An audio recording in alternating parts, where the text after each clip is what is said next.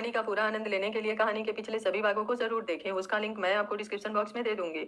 रिवान शिवांगी को बताता है कि दरअसल ये प्रोजेक्ट मेरे अंडर है, लेकिन रिजॉर्ट किसी और का है। वो ये गिफ्ट अपनी माँ को देना चाहते हैं। विवान बोला, लेकिन सर आपको ये बात पहले बतानी चाहिए थी। रिवांश बोला, ये बात तो सही है, लेकिन इतनी बड़ी बात भी नहीं है। हमने उन्हें भी यहाँ पर बुलाया है, आप लोग भी उनसे मिल लीजिए। शिवांगी बोली, मिस्टर मेहरा, आपकी कंपनी इंडिया में ही नहीं पूरी दुनिया में टॉप पर आती है। हमें आपसे ऐसी लापरवाही की उम्मीद नहीं थी। रिवांश बोला, आप गलत समझ रही हैं मिस सिंह, ऐसा कुछ नहीं है। ये प्रोजेक्ट मेरे ही अंडर है। एक तरह से मेहरा कंपनी का ही प्रोजेक्ट है, बस उसे आपको ट्रांसफर किया है। हाँ, ये बात अलग है कि उस होटल का ऑनर कोई और है। विवान बोला, कौन है वो? रिवांश बोला, यहीं पर है, मैं अभी बुलाता हूँ। कहते हुए वो अपनी सेक्रेटरी को इशारा करता है। सेक्रेटरी उसकी बात समझकर बाहर चली जाती है। शिवांगी अपने साइन के पेपर पर एक नजर डालती है। उसे अंदर ही अंदर गुस्सा आ रहा था, लेकिन थोड़ी देर के गुस्से के लिए वो प्रोजेक्ट अपने हाथ से नहीं जाने देना चाहती थी। कुछ मिनट में ही मीटिंग रूम का दरवाजा खुलता है। अच्छांश अनिकेत और कुणाल के साथ अंदर कदम बढ़ाते हुए शिवांगी को ही देख रहा था। शिवांगी जैसे ही अपनी नजर उठाकर सामने देखती है, अच्छांश को देख उससे अंदर भरा गुस्सा चेहरे पर भी दिखने लगता है। रिवांश बोला, मिस सिंह, ये है अच्छांश सिंह सूर्यवंशी, जिनसे आपको कल पार्टी में मिलवाया था। यही रिसोर्ट के ऑनर है। विवान अच्छांश को देखते ही मन ये हो क्या रहा है समझ नहीं आ रहा। अच्छांश सिंह सूर्यवंशी खुद नंबर 1 बिजनेसमैन है। वो ये प्रोजेक्ट किसी और कंपनी के अंडर में क्यों दे रहा है? शिवांगी कुछ देर तक अच्छांश को गुस्से से घूरती है। अच्छांश मुस्कुराते हुए शिवांगी की तरफ हाथ बढ़ाकर, हेलो मिसेस सिंह। अच्छांश के मुंह से मिसेस सुनते ही रतन मेहरा, रिवांश, विवान के साथ वहां बैठे हुए सभी लोग हैरान हो जाते हैं। रिवांश बोला, अच्छांश, ये मिसेस नहीं मिस है। शिवांगी अभी भी चुपचाप अपनी चेयर पर बैठी सामने रखे लैपटॉप को घूर रही थी। अच्छांश के चेहरे की मुस्कान उसके गुस्से को हवा देने का काम कर रही थी। उसकी पकड़ टेबल पर रखे शीशे के गिलास पर कस गई। विवान शिवांगी की तरफ देखते हुए, मैम। शिवांगी अपनी आंखें बंद कर एक गहरी सांस लेते हुए, मिस्टर मेहरा, आपका रिजॉर्ट समय पर तैयार हो जाएगा, अब हमें चलना चाहिए। कहते हुए वो अपनी चेयर से उठ खड़ी होती है। अच्छांश अभी भी उसकी तरफ अपना हाथ बढ़ाए खड़ा था। अनिकेत और कुणाल उसके पीछे खड़े थे। रतन मेहरा बोले, गुड डिसीजन लिया आपने। आखिर मेहरा के प्रोजेक्ट को कौन अपने हाथ से जाना देना चाहेगा? शिवांगी टेबल पर अपने एक हाथ रख हल्का सा झुकते हुए, अगर इतना ही कॉन्फिडेंस था तो पेपर साइन करने से पहले ये बात कहकर देखते। लेकिन कोई बात नहीं, शायद अभी आपने मुझे जाना ही नहीं। जिस दिन जान जाएंगे पैरों तले जमीन खिसक जाएगी, इंतजार कीजिए अब आसमान से नीचे धरती पर गिरने का, क्योंकि अब मैं धोखा देने वाले को माफ करना बंद कर चुकी हूँ। वो विवान को इशारा करते हुए मीटिंग हॉल से बाहर निकलने लगती है। रतन मेहरा और रिवान शिवांगी की बातें सुन कुछ देर के लिए हैरान हो गए थे। उन्हें बिल्कुल भी विश्वास नहीं हो रहा था कि जिस लड़की ने अभी बिजनेस में कदम रखा है वो वर्ल्ड के टॉप बिजनेसमैन से इस लहजे में बात करके गई है। अच्छा, शिवांगी को जाते देख जल्दी से उसके पीछे दौड़ते हुए, शिवांगी मेरी बात तो सुनिए। लेकिन इस वक्त शिवांगी किसी से भी बात करने के मूड में नहीं थी। अच्छांश को इस तरह शिवांगी के पीछे जाता देख एक बार फिर से मेहरा के साथ सभी बैठे हुए लोग हैरान हो जाते हैं। कुणाल रिवांश की तरफ देखते हुए, सॉरी रिवांश, हमारी वजह से जो भी बातें हुई। रिवांश बोला, पहले तुम लोग पूरी बात बताओगे, आखिर क्यों ऐन वक्त पर फोन करके अच्छांश ने पेपर साइन होने से पहले ये बात बताने से मना किया? चल क्या रहा है तुम लोगों के दिमाग में? अनिकेत बोला, रिवांश, क्या हम लोग अकेले में बैठकर बातें कर सकते हैं प्लीज? रिवांश अनिकेत और कुणाल को देखते हुए बाकी सब एम्प्लॉय को वहां से जाने को कहता है। सभी को कुछ समझ नहीं आता, लेकिन वे लोग मीटिंग हॉल से बाहर निकल जाते हैं। रतन मेहरा बोले, मुझे ऐसा क्यों लग रहा है कि तुम लोग उस लड़की को जानते हो? अनिकेत बोला, अंकल जी, वो लड़की अच्छांश की पत्नी है। ये सुनते ही रतन और रिवांश चिल्लाते हुए, व्हाट? दोनों को विश्वास नहीं हो रहा था कि उन्होंने जो सुना वो सच है। कुणाल और अनिकेत अपना सर हिलाते हुए, यही सच है। रतन मेहरा बोले, लेकिन कल पार्टी में तो उसके साथ एक दूसरी लड़की थी जिसे हम लोग अच्छांश की पत्नी के रूप में मिले थे। अनिकेत बोला, जी, लेकिन वो एक धोखा है। अच्छांश शिवांगी से कॉलेज टाइम से ही प्यार करता था। कॉलेज पूरा होने पर उसने शादी कर ली थी, ये बात किसी को मालूम नहीं थी। और इस बीच दोनों के बीच कोई गलतफहमी आ गई जिससे दोनों एक दूसरे से दूर हो गए। लेकिन दोनों एक दूसरे से बहुत प्यार करते हैं। रतन मेहरा बोले, तुम बच्चों ने शादी को मजाक बनाकर रख दिया है। जब वो पहले से शादीशुदा था तो फिर दोबारा शादी करने की क्या जरूरत थी? इसमें उस लड़की का क्या कसूर? बेचारी वो तो बिना गलती के ही अब जिंदगी भर दुख उठाएगी। कुणाल बोला, ऐसा कुछ नहीं है अंकल जी, उस लड़की को जैसा आपने कल पार्टी में देखा था वैसी वो बिल्कुल नहीं है। बल्कि इन दोनों के बीच गलतफहमी की वजह भी वही है। अच्छांश उससे प्यार नहीं करता, ना ही उससे शादी करना चाहता था। वो तो उसके दादा ने जबरदस्ती अपने माथे पर गन पॉइंट करके उससे शादी करवाई है। इससे ज्यादा कुछ नहीं। रिवांश बोला, लेकिन अच्छांश ने ये बात मुझे क्यों नहीं बताई? अनिकेत बोला, क्योंकि हम लोग खुद कल शिवांगी को कल रात पार्टी में देखे थे। 4 साल पहले वो कहाँ चली गई थी हम लोगों को मालूम नहीं था। बल्कि हम लोगों को सामने उसके बारे में बहुत गलत चीज बताई गई थी। हम लोग अभी आपको पूरी बात नहीं बता सकते, लेकिन प्लीज रिक्वेस्ट करते हैं कि अच्छांश का शिवांगी से मिलने का ये आखिरी मौका था, इसलिए हम लोगों ने पहले ये बात बताने से मना किया। रतन मेहरा बोले, तुम लोगों की वजह से वो लड़की हम लोगों से कैसे बात करके गई है, देखा है ना तुम लोगों ने? अनिकेत और कुणाल अपना सर झुका लेते हैं। रतन मेहरा मुस्कुराते हुए, लेकिन आई लाइक इट, उसका कॉन्फिडेंस, उसका एटीट्यूड सच में एक अलग ही जज्बा रखती है। बाहर शिवांगी अच्छांश की आवाज को अनसुना करते हुए आगे बढ़ रही थी। अच्छांश जल्दी से उसके सामने आते हुए रास्ता ब्लॉक कर देता है। सारे एम्प्लॉई इन दोनों को देखने लगते हैं। मीटिंग हॉल से बाहर निकले लोग भी खड़े होकर इन दोनों को देख रहे थे। शिवांगी अच्छांश के इस तरह रास्ता रोकने से गुस्से से अपनी मुट्ठियां भींच लेती है। विवान बोला, सर आप ये क्या कर रहे हैं, प्लीज मैम का रास्ता छोड़िए। अच्छांश विवान की बातों को इग्नोर करते हुए, शिवांगी प्लीज एक बार मेरी पूरी बात सुन लीजिए, आप जैसा सोच रही हैं वैसा कुछ भी नहीं है। मैंने आपको कोई धोखा नहीं दिया है। शिवांगी जल्दी से अपना मोबाइल निकाल कर नीचे बॉडीगार्ड को कॉल करके ऊपर आने को कहती है। इस वक्त वो अपने गुस्से पर से कंट्रोल खो रही थी। अच्छांश का चेहरा उसके दिल में सारे दर्द फिर से ताजा कर रहा था। शिवांगी उसके साइड से होकर आगे बढ़ने लगती है, तभी अच्छांश जल्दी से उसका हाथ पकड़ लेता है। शिवांगी बिजली से भी तेज झटके से अपनी कलाई उसके हाथों से झटकती हुई बेहद ही सर्द आवाज में, मिस्टर सूर्यवंशी, ना ही मैं आपकी गुलाम हूँ ना ही आपकी रखैल, आइंदा से अगर ये हरकत हुई तो आपकी पूरी हाथ तोड़कर फेंक दूंगी। अच्छांश शिवांगी की आवाज सुन बेख्याली से उसे देखता रह गया। उसे इतना तो पता था कि शिवांगी उससे गुस्सा है, लेकिन आज उसकी आंखों में और उसके हर लफ्ज में उसके लिए नफरत झलक रही थी। अच्छांश बिल्कुल फ्रीज हो गया था। शिवांगी लिफ्ट की तरफ बढ़ गई थी। अच्छांश जल्दी से होश में आते हुए फिर से शिवांगी के पीछे दौड़ा, लेकिन लिफ्ट बंद हो चुकी थी। वो सीढ़ियों की तरफ भागा। विवान को कुछ समझ नहीं आ रहा था, उसके साथ ही ऑफिस के सारे एम्प्लॉय भी हैरान थे। शिवांगी नीचे आकर अपनी गाड़ी की तरफ बढ़ गई थी।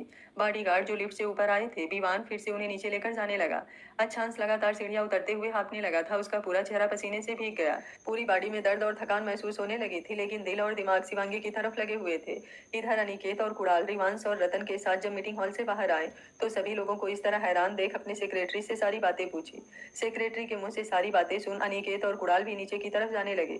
अच्छांश जब तक नीचे पहुंचा, शिवांगी वहां से निकल गई थी। विवान भी बॉडीगार्ड की गाड़ी में बैठते हुए वहां से निकल गया। अच्छांश सब बुरी तरह हाफ रहा था। वो वहीं जमीन पर बैठ गया। आज उसे लग रहा था जैसे वो सच में हार गया हो। शिवांगी की नफरत महसूस करते हुए पूरी तरह से टूटने लगा था। जब तक अनिकेत और कुणाल नीचे आते, वो पूरी तरह से अपने होश खोते हुए जमीन पर गिर गया था। अनिकेत और कुणाल उसे इस तरह देख उसे उठाकर जल्दी से हॉस्पिटल की तरफ बढ़ गए। दोनों लगातार उसे उठाने की कोशिश कर रहे थे, लेकिन अच्छांश सब बिल्कुल होश में नहीं था।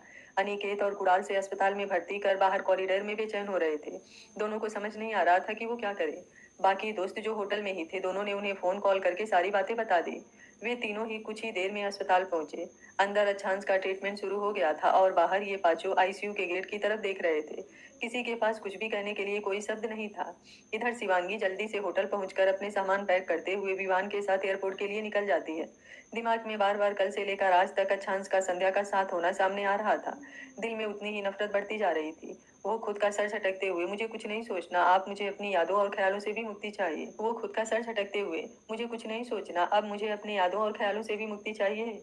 विवान शिवांगी को इतने गुस्से में देख कुछ भी पूछने की हिम्मत नहीं कर सकता था। आज पहली बार उसने शिवांगी को इतने गुस्से में देखा था। एयरपोर्ट पर फ्लाइट का इंतजार करते हुए शिवांगी अपने दिमाग को अच्छांश की तरफ से हटाने के लिए लैपटॉप पर काम करने लगी, लेकिन दिल अभी भी बार बार अच्छांश की तरफ ही जा रहा था, जिससे उसे गुस्से के साथ झुंझलाहट हो रही थी। उसने खुद को शांत करने के लिए हर मुमकिन कोशिश की, लेकिन दिल को शांति मिल ही नहीं रही थी। विवान चुपचाप एक तरफ बैठा था। फिर वो कुछ सोच कर खुद उद्धव सिंह को कॉल लगा दिया। जो भी उसे समझ आया था, वो सारी बातें उद्धव सिंह को बता दिया। उद्धव सिंह ये सुनते ही परेशान हो गए थे। वो शिवांगी से बात करने के लिए उसके मोबाइल पर कॉल करने लगे, लेकिन इस वक्त शिवांगी किसी से बात करने के मूड में नहीं थी। उसने अपना मोबाइल स्विच ऑफ करके रख दिया।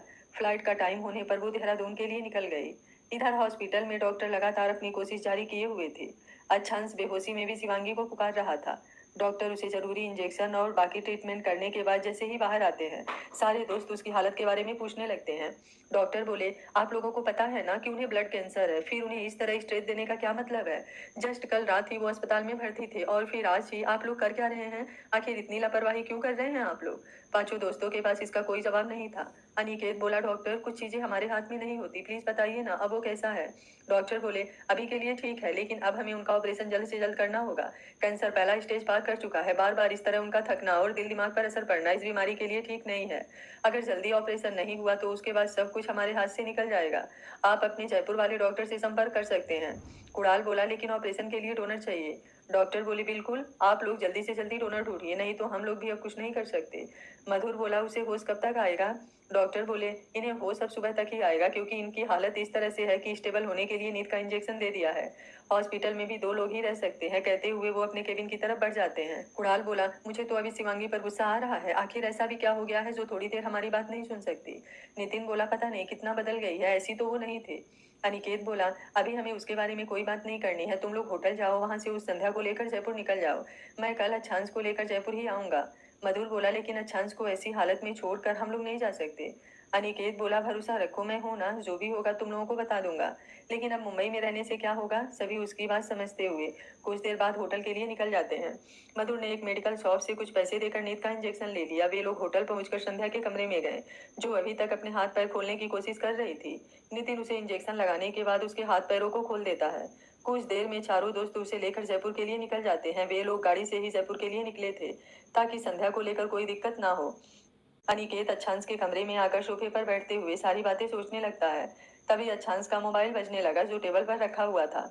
अनिकेत मोबाइल उठाकर देखता है तो उस पर उद्धव अंकल कॉलिंग लिखा आ रहा था। अनिकेत अच्छांश का चेहरा देखते हुए कॉल रिसीव कर लेता है। उद्धव सिंह बोले, बेटा क्या आप ठीक हैं? शिवांगी से कोई बात हुई क्या? अनिकेत थोड़ा गुस्से से, मैं अच्छांश नहीं हूँ, उसका दोस्त अनिकेत बोल रहा हूँ। आपकी बेटी ने तो मेरे दोस्त को मारने की कोई कसर नहीं छोड़ रही है। आखिर किस बात का घमंड है? अगर दर्द उसने सहा है तो मेरा दोस्त भी कम नहीं तड़पा है, लेकिन आपकी बेटी को अपने अलावा कुछ दिख ही नहीं रहा। उद्धव सिंह बोले, मैं आपका गुस्सा समझ रहा हूँ, लेकिन इस वक्त हमें अपने गुस्से को नहीं, केवल शिवांगी और अच्छांश के बारे में सोचना है। दोनों एक दूसरे से दूर होकर सुकून से जी नहीं पा रहे हैं, इतना तो हम भी समझते हैं। अनिकेत भी उनकी बात सुनकर थोड़ा नरम पड़ते हुए, तो क्या करूं अंकल जी, मेरा दोस्त फिर से यहाँ हॉस्पिटल में भर्ती है, आपको तो पता भी नहीं है कि उसकी क्या हालत हो गई है। उद्धव सिंह बोले, क्या हुआ, उन्हें कोई प्रॉब्लम है? सुबह भी अचानक से वो बेहोश हो गए थे। अनिकेत हड़बड़ाते हुए, अंकल जी हम इस बारे में बाद में बात करेंगे, लेकिन प्लीज एक बार शिवांगी को समझाइए। आप जानते हैं ना, मेरा दोस्त गलत नहीं है, वो बेहोशी में भी बार बार उसको ही बुला रहा है। प्लीज उससे कहिए कि मेरे दोस्त की जिंदगी लौटा दे। उद्धव सिंह बोले, मैं समझ रहा हूँ बेटा, आप चिंता मत कीजिए, इस वक्त तो शिवांगी भी मुझसे बात नहीं कर रही है, अंदर ही अंदर अपने दर्द से लड़ रही है। दीवान ने बताया कि वे लोग देहरादून के लिए निकल गए हैं। आप लोग एक काम कीजिए, अंशांश की तबीयत सही होते ही आप उसे लेकर यहाँ देहरादून आ जाइए। मैं एक बार शिवांगी को समझाने की कोशिश करूंगा। अनिकेत बोला, ओके, मैं अच्छांश के होश आने पर बात करके बताता हूँ। अनिकेत कॉल रखने के बाद अच्छांश को देखते हुए, ये कैसी मोहब्बत है तेरी, तू उसके लिए यहाँ खुद को तिल तिल मार रहा है और वो देहरादून के लिए निकल गई। इधर शिवांगी फ्लाइट में सीट से सर टिकाए, कैसे इस दिल से आपकी यादों को निकालूं? मेरी सारी कोशिश फेल होती जा रही है, क्यों मैं चाह कर भी आपके ख्यालों से खुद को निकाल नहीं पा रही हूँ। अब आपको मुझसे क्या चाहिए? आप तो अपनी पत्नी के साथ खुश हैं, फिर भी मेरे पीछे क्यों पड़ गए हैं? अब तो मेरे पास ऐसा कुछ भी नहीं है जो मैं आपको दे सकूं, लेकिन अब बस कर दीजिए। आप अपनी जिंदगी में खुश हैं, मुझे मेरे हाल पर छोड़ दीजिए। पता नहीं क्यों आपकी बेवफाई के बाद भी अजीब सा दर्द हो रहा है, जैसे आप तकलीफ में है, लेकिन ऐसा कैसे हो सकता है? आपको भला क्या तकलीफ होगी? आज आपका दिल दुखाकर अच्छा तो मुझे भी नहीं लगा, लेकिन अब मैं किसी पर भरोसा नहीं करना चाहती, किसी पर भी नहीं। शिवांगी देहरादून के लिए निकल गई थी, दिल में बहुत सारी उलझन थी, लेकिन अब वो किसी पर भरोसा नहीं करना चाहती थी। अच्छांश हॉस्पिटल में भर्ती था, वो शिवांगी की नफरत सह नहीं पा रहा था। उसे समझ नहीं आ रहा था कि शिवांगी को कैसे मनाए। शिवांगी अगर एक पल के लिए अच्छांश के बारे में सोचने लगती तो दूसरे ही पल संध्या का चेहरा भी उसके सामने आ जाता। 4 सालों से अच्छांश से गुस्सा थी, ढेर सारी शिकायतें भी थी, लेकिन संध्या को साथ देखने के बाद उसकी उम्मीदें खत्म हो गई थी। उसे अब वो सारी बातें सच लग रही थी जो संध्या और विराज ने बताई थी। उसे खुद से नफरत हो रही थी, और ये नफरत उसे अच्छांश से भी हो रही थी। अब उसे डर लग रहा था कि कहीं अच्छांश उसके बेटे को ना छीन ले। अगली सुबह लगभग 4 बजे अच्छांश को होश आता है। अनिकेत वहीं सोफे पर सोया हुआ था। सारी बातें याद करते हुए वो ऑक्सीजन मास्क हटा बेड पर बैठता है, अपने हाथों से ड्रिप निकालते हुए मोबाइल उठाकर देखता है, टाइम और डेट देख कर अपनी आंखें बंद कर लेता है। वो खुद से ही, आप इतनी नफरत कैसे कर सकती हैं? मेरा छूना तक आपको बर्दाश्त नहीं, आखिर क्यों? आप भी तो मुझसे मोहब्बत करती हैं, लेकिन शायद भरोसा नहीं करती, तभी तो आपको उन घटिया लोगों की बातों पर विश्वास हो गया। इतना विश्वास कि मेरा चेहरा तो देखना पसंद नहीं कर रही। लेकिन मैं क्या करूं, वैसे भी मौत के करीब बढ़ रहा हूं। बस एक बार आपकी आंखों में अपने लिए मोहब्बत देखना चाहता हूँ। आपकी नफरत लेकर शायद चैन से मर भी ना पाऊं। प्लीज जान, एक बार मेरी बात सुन लीजिए। वो खुद से ही बातें करने में व्यस्त था। तभी अनिकेत की नींद टूट गई। अच्छांश को इस तरह बैठा देख उसके पास आते हुए, तू ठीक तो है ना? अच्छांश अपनी आंखें खोलते हुए, मुझे मेरी शिवांगी के पास जाना है, प्लीज यार, तुम लोगों ने बहुत किया है मेरे लिए। बस शिवांगी को मेरे पास ला दे, उसके बाद कुछ नहीं मांगूंगा। अनिकेत बोला, तुझे अभी भी उसी के पास जाना है, लेकिन वो कल रात ही देहरादून चली गई है। अच्छांश बोला, समझ नहीं पा रहा हूँ यार, उसकी नाराजगी समझ आती है, लेकिन नफरत नहीं यार, उसकी नफरत की वजह कुछ और है। अनिकेत बोला, उद्धव अंकल का फोन आया था, उन्होंने तुम्हें देहरादून बुलाया है। अच्छांश बेड पर से उतरते हुए, तो सोच क्या रहा है, तुझे पहले बताना चाहिए था ना? अनिकेत उसके कंधे पर हाथ रखते हुए, प्लीज यार एक बार और सोच ले, मुझे नहीं लगता शिवांगी तुझे दूसरा मौका देना चाहती है। अच्छांश बोला, चाहे वो कोई मौका नहीं देना चाहती, लेकिन मैं कोई मौका छोड़ना नहीं चाहता। मेरी सांसें केवल उसके लिए है, और जब तक ये सांसें चलेगी मैं कोशिश करना नहीं छोड़ सकता। अब तो मुझे खुद पर भी गुस्सा आ रहा है कि क्यों 4 साल पहले मैंने उसे ढूंढने की कोशिश नहीं की। थोड़ा बहुत विराज के बारे में पता लगाया, लेकिन फिर सब छोड़ दिया। क्यों क्यों मुझे अपनी शिवांगी पर भरोसा नहीं हुआ? क्यों क्यों मैंने किसी और की बात मान ली? लेकिन मैं अब एक पल भी बर्बाद नहीं कर सकता, मैं अपनी कोशिश जरूर करूंगा। अनिकेत बोला, चल ठीक है, मैं डॉक्टर से बात करके आता हूँ। अच्छांश बोला, जल्दी आ, मैं वहां की टिकट देखता हूँ। अनिकेत बाहर आ जाता है, रिसेप्शन पर बिल क्लियर करवा कर उसको लेकर पहले होटल आता है, फिर अपना बैग पैक कर एयरपोर्ट के लिए निकल जाता है। फ्लाइट 2 घंटे बाद की थी। अच्छांश बेचैनी से एयरपोर्ट पर फ्लाइट का इंतजार कर रहा था। वो उद्भव सिंह को मैसेज करता है। उद्भव सिंह बताते हैं कि शिवांगी देहरादून पहुंच गई है, अभी वो अपने कमरे में है। अच्छांश किसी तरह ये 2 घंटे काटता है। फ्लाइट टेक ऑफ होते ही शिवांगी की यादों में खोते हुए आंखें बंद कर लेता है। देहरादून पहुंचने में लगभग 4 घंटे लगने वाले थे। अनिकेत भी सारे दोस्तों को मैसेज करके ये बता चुका था। वो लोग भी जयपुर 1 घंटे पहले ही पहुंचे थे। संध्या को अपने ऑफिस के बेसमेंट में जंजीरों से बांधने के बाद वे लोग अपने अपने घर के लिए निकल जाते हैं। अस्मिता जी को कल से थोड़ा अजीब सा महसूस हो रहा था। कल रात तो संध्या से थोड़ी बात हुई थी, उसके बाद सुबह से अभी किसी से बात नहीं हुई थी। उन्होंने अच्छांश को 1-2 बार कॉल किया, लेकिन अच्छांश ने उनका कॉल रिसीव नहीं किया। पता नहीं क्यों उसे एक डर लग रहा था कि राघवेंद्र सिंह के साथ उनका भी हाथ ना हो। उसके दिमाग से ये बात बिल्कुल नहीं जा रही थी कि जिस दिन शिवांगी के यहाँ जाना था उसी दिन अचानक तबीयत खराब हो गई। आखिर क्यों? उद्भव सिंह ने जब से शिवांगी का सच बताया था, अब उसके सामने सारी चीजें क्लियर हो रही थी। अब वो सबको शक की नजरों से देख रहा था। उस दिन की हर एक घटना 1000 बार सोच रहा था। शिवांगी आधी रात तक देहरादून पहुंच चुकी थी। उद्भव सिंह इतनी रात को उससे कुछ कहना सही नहीं समझा। शिवांगी अपने कमरे में आकर बेड पर लेटी अच्छांश के बारे में ही सोच रही थी। अब वो बुरी तरीके से उलझी हुई थी। उसे समझ नहीं आ रहा था कि अच्छांश को उससे क्या बात करनी है। वो संध्या के साथ खुश है, फिर उसे क्या चाहिए? सारी रात उसकी भी आंखों आंखों में ही कटी। नींद का एक कतरा भी आज आंखों में नहीं था। सुबह उठते ही वो उद्भव सिंह के कमरे में आकर अपने बेटे से मिली। वो अभी सो रहा था। उसके माथे को चूमते हुए वो अपने कमरे में आकर फ्रेश होने लगी। सर में बहुत ज्यादा दर्द हो रहा था, इसलिए अब वो कुछ भी सोचना नहीं चाहती थी। लेकिन क्या ये उसके बस में था? शायद नहीं, क्योंकि अगर ऐसा होता तो कब का अच्छांश को अपनी जहन से निकाल कर फेंक देती। वो तैयार होकर ब्रेकफास्ट टेबल पर आई। उद्भव सिंह उसका ही इंतजार कर रहे थे। नाश्ता करते हुए उन्होंने प्रोजेक्ट के बारे में पूछा। शिवांगी भी उन्हें सारी बात बताती है। उद्भव सिंह बोले, बेटा मेरी एक बात मानोगी? शिवांगी बोली, डैड आप मुझे कुछ भी कह सकते हैं, मैं सारी बातें मानूंगी, बताइए क्या चाहिए आपको? उद्भव सिंह बोले, बेटा मुझे तो सिर्फ तेरी खुशियां चाहिए। देख बच्चा, तेरी बातों से मुझे लग रहा है एक बार अच्छांश को मौका देना चाहिए। शिवांगी ये सुनते ही अपने चेयर से उठ खड़ी होती है। उद्भव सिंह उसका हाथ पकड़ते हुए, देख बेटा एक बार मेरी बात मान, तुझे उसे लाइफ में नहीं लाना मत ला, तुझे उससे दूर रहना तो दूर रह। लेकिन शिवांगी उद्भव सिंह की बातें सुन कंफ्यूजन से, लेकिन क्या डैड? उद्भव सिंह बोले, बस इतना कि एक बार उसकी बात सुन ले, फिर तू जो भी सोचेगी जो भी चाहेगी तुझे कोई नहीं रोकेगा। एक बार सोच कर देख, आखिर क्यों वो तुझसे बात करना चाहता है? क्या उसकी आवाज में कहीं कोई नफरत थी, गुस्सा था या रिक्वेस्ट था? शिवांगी सोचने लगती है। उसे अच्छांश की बातों का दर्द अब साफ साफ महसूस होने लगा था, जिसे उसने गुस्से में इग्नोर करने की कोशिश की थी। अब वो और ज्यादा उलझ गई थी। उद्भव सिंह उसे फिर से चेयर पर बैठाते हुए, कभी कभी बात नहीं करने से चीजें और भी ज्यादा उलझ जाती है बच्चा। अगर एक बार बात करने से सारी बातें क्लियर हो जाती है तो इसमें हर्ज क्या है? क्या तुझे खुद पर विश्वास नहीं है? शिवांगी उद्भव सिंह को देखने लगती है। उद्भव सिंह बोले, जब तुझे खुद पर विश्वास है कि तू इतनी स्ट्रांग है कि तुझे अब कोई भी नहीं तोड़ सकता, फिर डर किस बात का है? उसे भी मौका दे दे, ताकि उसे भी तो समझ आए कि उसने कहाँ गलती की थी। माना तू उसे कोई सजा नहीं देना चाहती, लेकिन ये पता तो चलना चाहिए ना कि उसने कितना बड़ा गुनाह किया है। शिवांगी बोली, डैड मुझे विश्वास है खुद पर, कोई पहले से ही टूटे हुए को और कितना तोड़ेगा। लेकिन पता नहीं क्यों डैड, मुझे उस लड़की को अपनी आंखों से उनके साथ देख अजीब सा दर्द महसूस हो रहा है। ये दर्द 4 सालों में भी महसूस नहीं हुआ। जब भी उन्हें याद करती दर्द होता, उसके साथ शिकायत भी होती। लेकिन एक उम्मीद भी थी कि शायद कोई कभी आकर कहेगा कि ये सब झूठ है। लेकिन परसों रात पार्टी में उस लड़की को उनके साथ देख सारी उम्मीद खत्म हो गई। अब कुछ भी नहीं बचा है, कुछ भी नहीं। अब मैं बेवकूफ नहीं बनना चाहती डैड, मैं समझ रही हूँ आपकी बात, लेकिन मुझे सच में उनसे बात करने में अब डर लग रहा है। मेरे पास तो अब ऐसा कुछ भी नहीं है जिसके लिए वो मेरे पीछे पड़े हैं। बस मेरा बेटा है और मैं कभी नहीं चाहती कि वो उनके सामने आए। मैं डरती हूँ, अभी वो 3 साल का ही है, उसे कोई बात समझ नहीं आएगी। अगर किसी ने मेरे बेटे को भड़का दिया तो मैं क्या करूंगी डैड? उद्भव सिंह बोले, तू ज्यादा सोच रही है, ऐसा कुछ भी नहीं है। चलो अभी इन बातों को छोड़ो, ज्यादा परेशान होने की जरूरत नहीं है। बस मुझे लगा कि शायद बात करने से तेरा मन शांत हो जाए, इसलिए ऐसा कहा, बाकी तेरी मर्जी। शिवांगी चुपचाप उठकर ऑफिस के लिए निकल जाती है। लेकिन अब उसके दिमाग में बार बार अच्छांश का उसके पीछे आना और अपनी कोई बात कहने की कोशिश करना याद आ रहा था। वो ऑफिस में आकर अपना पूरा मन काम में लगाना चाहती थी, लेकिन अब अच्छांश की बातें उसे बेचैन कर रही थी। अब उसकी कही हर एक बात उसके कानों में गूंज रही थी। मेरी बात सुनिए, मैंने आपको कोई धोखा नहीं दिया। शिवांगी खुद से ही बोली। उनके कहने का क्या मतलब था? कौन से धोखे की बात कर रहे थे? कुछ समझ नहीं आ रहा। क्या डैड सही कह रहे थे? मुझे एक बार उनकी बात सुननी चाहिए थी, लेकिन क्या सुनती मैं? आखिर में जब दिल और दिमाग के जंग में हार जाती है तो रिवांश मेहरा को कॉल करके अच्छांश का नंबर लेती है। नंबर देखते ही उसे याद आता है कि ये वही नंबर था जो अच्छांश ने दिया था। वो कांपते हाथों से वो नंबर अपने मोबाइल में डायल करती है। कैसा इत्तेफाक था, जब बरसों पहले वो नंबर मिला तो उसके पास मोबाइल नहीं था। आज नंबर मिला तो बात करने के लिए कुछ सोच नहीं रहा था। अंगुलियां उस नंबर को डायल करते हुए कांप रही थी। कुछ देर में नंबर जैसे ही स्विच साफ बताया। शिवांगी की होठों पर फिर से एक व्यंग्यात्मक मुस्कुराहट बिखर गई।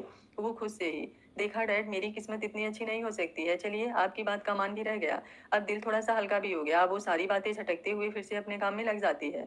इधर अच्छांश के फ्लाइट में होने की वजह से उसका नंबर स्विच ऑफ बता रहा था। लगभग 10 बजे के करीब अच्छांश की फ्लाइट देहरादून में पहुंच चुकी थी। जैसे ही बाहर निकला, मोबाइल पर नोटिफिकेशन आना शुरू हो गए। लेकिन अभी तो उसे शिवांगी के पास पहुंचने की जल्दी थी। अनिकेत बोला, क्या तुझे उद्धव अंकल का एड्रेस मालूम है? अच्छांश नामे सिर हिलाते हुए अपना मोबाइल लेकर उद्धव सिंह का नंबर डायल करता है। तभी उसे एक अनजान नंबर से मिस कॉल देख थोड़ी हैरानी होती है, लेकिन फिर वो ज्यादा ध्यान ना देते हुए उद्धव सिंह से बात करने लगता है। वो उसे अपने घर का एड्रेस देते हुए ड्राइवर भेजने को कहते हैं, लेकिन अच्छांश मना करते हुए एक कैब बुक करके उनके घर के लिए निकल जाता है। सिवा छूटने के बाद शिवांगी को ढूंढ रहा था। उद्धव सिंह बताते हैं कि वो ऑफिस गई है, इसलिए वो गुस्सा होकर सोफे पर मुंह फुलाकर बैठा था। उद्धव सिंह ने शिवांगी से बात करके उसके बेटे का हाल समाचार बताया। शिवांगी वीडियो कॉल पर शिवाच को मनाते हुए उसे शाम को घुमाने का वादा करती है। घूमने के नाम पर शिवाच खुशी से उछलने लगता है। वो जल्दी जल्दी दलिया खाकर दूध पीता है, फिर अपने नानू के साथ गार्डन में बॉल से खेलता है। थोड़ी देर खेलने के बाद उद्धव सिंह उसे लेकर हॉल में आते हैं। अब दोनों टीवी पर बैठकर कार्टून देख रहे थे। वे दोनों अभी टीवी देख रहे थे कि तभी अच्छांश का कॉल आ जाता है। कॉल रखने के बाद वो मेड को लंच में कुछ लजीज डिश तैयार करने को कहते हैं। फिर वो शिवाची के साथ बैठकर अच्छांश का इंतजार करने लगते हैं। लगभग 11:15 पर अच्छांश उद्धव सिंह के घर पहुंच गया था। गाड़ी की आवाज सुन उद्धव सिंह बाहर निकल कर आते हैं। अच्छांश और अनिकेत को देख मुस्कुराते हुए उसकी तरफ बढ़ जाते हैं। वे दोनों भी आकर उनका पैर छूकर प्रणाम करते हैं। उद्धव सिंह दोनों को लेकर घर के अंदर आते हैं। शिवाच पॉपकॉर्न खाते हुए निंजा हथौड़ी को देख रहा था। अच्छांश को देखते ही वो सोफे से फिसल कर उतरने लगा। अच्छांश जल्दी से आगे बढ़कर उसे अपनी गोद में ले लेता है। शिवाच उसके गले में अपने दोनों हाथ डालते हुए खुशी से पापा पापा करने लगता है। अच्छांश उसके चेहरे पर चूमते हुए, कैसा है मेरा बच्चा? शिवाच बोला, आई एम गुड, लेकिन मैं आपसे गुच्छा हूँ। आपने कहा था जल्दी मिलने आएंगे और हमें घूमने भी ले जाएंगे। अच्छांश अपने एक हाथों से अपना कान पकड़ते हुए, सॉरी बच्चा, वो कल कुछ जरूरी काम में फंस गया था, लेकिन देखिए मैं जल्दी से काम से छुट्टी लेकर आपके पास आ गया। अब हम ढेर सारी मस्ती करेंगे। शिवाच खुश होते हुए, ओके। तभी अनिकेत, अरे मुझे भी तो मिलाओ मेरे भतीजे से। अपने बेटे को देखते ही मुझे भूल गए। अच्छांश मुस्कुराते हुए, बच्चा ये आपके अनिकेत चाची। अनिकेत अपने पॉकेट से ढेर सारे चॉकलेट निकालते हुए उसे अपनी गोद में ले लेता है। शिवाची भी चॉकलेट देख जल्दी से उससे घुल मिल जाता है। उद्धव सिंह दोनों को बैठने को कहते हैं। मिर्च जल्दी से चाय पानी लेकर आती है। अच्छांश शिवाच के लिए ढेर सारे खिलौने जो उसने अभी आते वक्त रास्ते में लिया था, वो सब निकाल कर दे देता है। शिवाच इतने सारे खिलौने देख अच्छांश की गोद में उछलते हुए उसके गालों को चूम लेता है। उद्धव सिंह हंसते हुए, बस 2 दिन बाद एक खिलौने कितने पार्ट में मिलेंगे किसी को नहीं पता। अनिकेत बोला, ऐसा क्या अंकल? उद्धव सिंह बोले, अभी देखते जाइए, कुछ ही देर में सारे खिलौने के पार्ट बाई पार्ट अलग कर देगा। जाने इसे खिलौने तोड़ने में क्या मिलता है। अच्छांश बोला, कोई बात नहीं अंकल, फिर और खिलौने आ जाएंगे। ये सुनते ही शिवा छब तो आसमान में उड़ने लगा था, क्योंकि हमेशा खिलौने तोड़ने पर शिवांगी उसे डांटती थी। और आज अच्छांश कह रहा था कि और खिलौने आ जाएंगे। इससे ज्यादा उसके लिए खुशी की बात क्या हो सकती है। अच्छांश अपने बेटे के चेहरे पर छाई खुशी महसूस करते हुए बहुत खुश हो रहा था। अनिकेत भी उसके साथ मस्ती में लग गया था। उद्धव सिंह बोले, आप दोनों फ्रेश हो जाइए, लंच तैयार हो गया है। अच्छांश बोला, अंकल शिवांगी कहाँ है? इतनी देर में उसकी नजरें चारों तरफ शिवांगी को ढूंढ चुकी थी। उद्धव सिंह बोले, ऑफिस गई हैं, मैंने उनसे बात करने की कोशिश की है, लेकिन वो क्या फैसला लेंगी मैं नहीं जानता। अनिकेत बोला, जब आप सच जानते हैं तो आपको बताना चाहिए था। अच्छांश बोला, नहीं, ये मेरे और शिवांगी के बीच की बात है। मैं खुद चाहता हूँ कि सारी बातें हम दोनों के बीच हो। उद्धव सिंह बोले, बेटा तकलीफ में तो वो भी है, लेकिन उसकी तकलीफ की सबसे बड़ी वजह आपके साथ उस लड़की को देखना है। उस लड़की को देखकर उसे उन लोगों की बातें अब सच लगने लगी है। अच्छांश जैसे ही ये बात सुनता है, अपने माथे पर हाथ रखते हुए, मैं ये बात कैसे भूल गया, अब मुझे समझ आया कि उनकी नफरत की क्या वजह है। उद्धव सिंह बोले, मैं उसे कॉल करके बुलाने की कोशिश करता हूँ, तब तक लंच कर लेते हैं, ज्यादा परेशान मत होइए। भगवान ने चाहा तो सब अच्छा ही होगा। उद्धव सिंह दोनों को गेस्ट रूम में भेज देते हैं। अनिकेत बोला, तुझे क्या लगता है शिवांगी सुनेगी तेरी बात? अच्छांश बोला, पता नहीं, लेकिन अब मुझे उनके नफरत की वजह पता है। छोड़ूंगा नहीं इस संध्या और विराज को। मेरा इस तरफ ध्यान ही नहीं दे पाया और फिर से हमारे बीच गलतफहमी आ गई। दोनों नहाकर फ्रेश होते हैं। इधर उद्धव सिंह कॉल करके शिवांगी को घर आने को कहते हैं। शिवांगी बोली, डैड बहुत सारा काम पेंडिंग है, फिर शाम को शिवाच को लेकर घूमने भी जाना है। उद्धव सिंह बोले, काम भागा नहीं जा रहा है, वैसे भी तू रात को उल्लू की तरह जाग कर काम करती ही है, बस अभी जल्दी से जल्दी घर आ जा। शिवांगी बोली, ऐसा भी क्या जरूरी काम है डैड? उद्धव सिंह बोले, कोई जरूरी काम नहीं है, बस आज हम लोग जल्दी घूमने जाने वाले हैं, कहते हुए कॉल कट कर देते हैं। शिवांगी खुद से ही, आजकल सबकी बातें गोल गोल घूमती है, मेरे समझ में कुछ नहीं आता। चल शिवांगी, जल्दी से घर के लिए निकल। वो जल्दी जल्दी अपना काम समेटते हुए विवान को बाकी के काम समझाकर घर के लिए निकल जाती है। लगभग 20-25 मिनट में घर पहुंचती है। जल्दी से गाड़ी एक तरफ पार करते हुए घर के अंदर आती है। दरवाजे पर ही शिवाची उसके पैरों से लिपट जाता है। गाड़ी की आवाज उसने पहले ही सुन ली थी। शिवांगी उसे गोद में उठाकर उसके माथे को चूम लेती है। शिवाच शिवांगी के गालों को चूम, आज मैं बहुत खुश हूँ, हम लोग घूमी घूमी करने जाएंगे। शिवांगी उसे लेकर अंदर की तरफ बढ़ते हुए, बिल्कुल मेरी जान, आज मम्मा आपको ढेर सारा घुमाएंगी। आपने लंच किया? शिवाज हाँ में सिर हिलाते हुए, आज मैंने नानू पापा चाचू सबके साथ बैठकर लंच किया। ये सुनते ही शिवांगी की आंखें हैरानी से फैल जाती है। अब उसका ध्यान अपने बेटे से हटकर हॉल की तरफ जाता है, जहां सोफे पर अच्छांश और अनिकेत बैठे थे। उद्भव सिंह भी उन लोगों के पास ही बैठे थे। शिवांगी कुछ देर के लिए तो बिल्कुल ब्लैंक हो जाती है। उसकी पकड़ शिवाज पर कस गई थी। दिल में एक अनजाना सा डर उतरने लगा था। जिस डर को वो इमेजिन करती थी, आज वो सच में सामने था। सभी उसकी आंखों में डर को साफ साफ देख सकते थे। अच्छांश एक पल के लिए डर से अपनी आंखें बंद कर लिया। कितनी चुभन महसूस होती है जब कोई इतना गलत समझ ले, वो भी जिसे वो दिल जान से ज्यादा चाहता है। शिवाच अपनी धुन में सारी बातें बताते जा रहा था, लेकिन शिवाची के कानों में जैसे कुछ सुनाई ही नहीं दे रहा था। अच्छांश उठकर शिवांगी की तरफ बढ़ते हुए उसकी आंखों में ही देख रहा था। शिवांगी के पैरों में अब कपकपाहट शुरू हो गई थी। उसके कदम ना आगे बढ़ रहे थे ना पीछे। अच्छांश उसके पास आ कुछ पल शिवांगी को देखते रहता है। शिवांगी अचानक से गिरने लगती है। उसकी आंखें बंद हो रही थी। डर इस कदर हावी हो गया था कि अपनी होश खो बैठी थी। अच्छांश जल्दी से उसे अपने बाहों में संभालते हुए शिवाज को एक हाथ से पकड़ता है। अनिकेत और उद्धव सिंह भी जल्दी से आते हैं। अच्छांश शिवाज को उद्धव सिंह की गोद में देते हुए शिवांगी को उठाने की कोशिश करने लगता है, लेकिन शिवांगी अब पूरी तरह से बेहोश हो गई थी। अच्छांश उसे उठाने की कोशिश करते हुए उद्धव सिंह की तरफ देखता है। उद्धव सिंह उसे उसके कमरे में लेकर चलने को कहते हैं। अच्छांश जल्दी से उसे उठाकर शिवांगी के कमरे में लेकर आता है। तब तक मेड पानी लेकर आती है। अच्छांश उसके चेहरे पर पानी मारते हुए, शिवांगी शिवांगी प्लीज आंखें खोलिए। शिवाच अपने मम्मा को ऐसे देख डर कर रोने लगा था। उद्धव सिंह उसे चुप कराने की कोशिश कर रहे थे। अनिकेत बोला, अंकल हम डॉक्टर को फोन करें। तभी शिवांगी की आंखें खुलने लगती है। अच्छांश बोला, इन्हें होश आ रहा है, कहते हुए उसके चेहरे पर से पानी हटाने लगता है। शिवांगी आंखें खोलते ही चिल्लाते हुए, शिवाज सामने अच्छांश को देख गुस्से से उसका कॉलर पकड़ते हुए, मेरा मेरा बेटा कहाँ है? अगर आपने मेरे बेटे को कुछ भी करने की कोशिश की तो जान से मार दूंगी। अच्छांश शिवांगी के हाथ पर अपना हाथ रखते हुए, बीबी आप ऐसा सोच भी कैसे सकती हैं, कहते हुए उसकी आवाज भीग जाती है। शिवांगी अच्छांश के मुंह से बीबी सुनते ही हैरानी से उसे देखने लगती है। तभी शिवाज शिवांगी की गोद में चढ़ते हुए, मम्मा। शिवांगी सेंस में आते हुए जल्दी से उसे अपनी बाहों में भर लेती है। वो एक नजर चारों तरफ देखती है। अनिकेत और उद्धव सिंह उसे ही देख रहे थे। शिवांगी फिर से अच्छांश को देखते हुए शिवाज को अपने सीने से लगा लेती है। शिवाज बोला, मम्मा आप ठीक है ना? आपको क्या हो गया था? शिवांगी अपने आंसुओं को रोकते हुए, मैं ठीक हूँ बच्चा, कुछ नहीं हुआ मुझे। उद्धव सिंह शिवांगी के पास आते हुए, अब तो देख लिया ना, तेरा बेटा एकदम ठीक है। शिवांगी भीगी नजरों से उन्हें देखती है। उद्धव सिंह शिवाच को गोद में लेते हुए, सब ठीक है, बस एक बार तुम दोनों बात कर लो, हम लोग बाहर ही हैं। शिवांगी चुपचाप अपनी नजरें झुका लेती है। उद्धव सिंह शिवाच और अनिकेत के साथ कमरे से बाहर आ जाते हैं। शिवांगी को कुछ समझ नहीं आ रहा था कि वो क्या कहे। अच्छांश उसके बिल्कुल पास बैठा था, जिसकी नजरें लगातार उसके चेहरे पर बनी हुई थी। शिवांगी अपने दोनों हाथों की उंगलियां एक दूसरे में उलझाए अच्छांश की नजरों को बर्दाश्त नहीं कर पा रही थी। लगभग 5-10 मिनट खामोशी से ही गुजर गए। शिवांगी बेड से उठते हुए बाहर जाने के लिए बढ़ी, तभी अच्छांश उसका हाथ पकड़ते हुए उसे खींचकर अपनी बाहों में भर लेता है। अब की बार वो पूरी तरह से तैयार था कि शिवांगी उससे छूट ना पाए। शिवांगी इस वक्त थोड़ी नरम पड़ गई थी, इसलिए वो केवल कसमसा उठी। अच्छांश अपनी पकड़ और टाइट करते हुए, बीबी ये आपके अच्छांश की बाहों की कैद है, जहां से रिहाई मुमकिन नहीं। शिवांगी अच्छांश की बातें सुन उसके चेहरे को देखते हुए, अब क्या चाहिए आपको, क्यों यहाँ आए हैं? अच्छांश बोला, मुझे मेरी बीबी चाहिए, मेरा बच्चा चाहिए, अपने प्यार को लेने यहाँ आया हूँ। शिवांगी बोली, यहाँ आपका कुछ भी नहीं है, आप अपने परिवार के पास जाइए। अब मेरे पास आपको देने के लिए कुछ भी नहीं है। अगर आपकी पत्नी को पता चला कि आप फिर से किसी रखैल के पास गए हैं तो। अच्छांश जोर से चिल्लाते हुए, चुप, बिल्कुल चुप, आपकी हिम्मत भी कैसे हुई ऐसा शब्द यूज करने की? मेरी मोहब्बत मेरी इबादत है, इसलिए आइंदा से ऐसे घटिया लफ्जों को निकालने से पहले 1000 बार सोचिएगा। शिवांगी फिर से उससे छूटने की कोशिश करते हुए, कौन सी इबादत? फिर से आपको मेरा जिस्म चाहिए या फिर से अपने किसी दोस्त से कोई मेरी डील की है? अच्छांश शिवांगी की बातें सुन अपने गुस्से पर से कंट्रोल खो देता है। शिवांगी को बिना कोई मौका दिए उसकी बोलती बंद कर देता है और उसे बाइट भी करने लगता है। शिवांगी उससे छूटने की कोशिश करने लगती है, लेकिन अच्छांश पागल सा हो गया था। वो उसे बेड पर गिराते हुए लगातार उसके होठों पर अपना गुस्सा निकालते जा रहा था। शिवांगी से जब ज्यादा दर्द बर्दाश्त नहीं होता तो वो अपनी पूरी ताकत लगाते हुए उसे तेजी से ढकेलती है। अच्छांश बेड के दूसरी साइड गिर जाता है। शिवांगी जल्दी से उठते हुए अच्छांश का कॉलर पकड़कर उठाते हुए, बहुत बड़ी गलती कर दी आपने, आपको एक बार मेरे बारे में अच्छे से जान लेना चाहिए था। मैं वो 4 साल पहले वाली शिवांगी नहीं हूँ जो आपके हाथों का खिलौना बन गई थी। मैं अब वो 16 हूँ जो आपको जलाकर राख कर सकती हूँ। यकीन मानिए, अगर उस वक्त भी हमें थोड़ा सा अंदाजा होता कि आपके लिए मैं महज एक टाइम पास हूँ, आपके इस चेहरे पर थूकती तक नहीं, देखना तो दूर की बात है। अच्छांश शिवांगी की आंखों में फिर से नफरत की एक आग देख रहा था। वो जल्दी से शिवांगी का हाथ पकड़ते हुए, जान आप गलत समझ रही हैं, जो भी आपने देखा सुना सब झूठ था। मेरी जिंदगी में आपके सिवा कोई नहीं है। अभी जो मैंने हरकत की वो केवल आपके गंदे लफ्जों के लिए था, वरना मैं आप पर तो एक खरोच तक बर्दाश्त नहीं कर सकता। क्या आपको अपने अच्छांश पर भरोसा नहीं? शिवांगी बोली, किया था ना भरोसा, बहुत किया था, लेकिन उसकी कीमत सब कुछ लुटा कर चुकाई। अच्छांश बोला, नहीं जान, आप नहीं जानती मेरे साथ क्या हुआ है। मैं खुद अपनों की साजिश का शिकार हो गया हूँ और मेरी वजह से आपको इतनी तकलीफ उठानी पड़ी। शिवांगी बोली, कौन सी साजिश, अब कौन सी नई कहानी लेकर आए हैं मुझे बेवकूफ बनाने के लिए।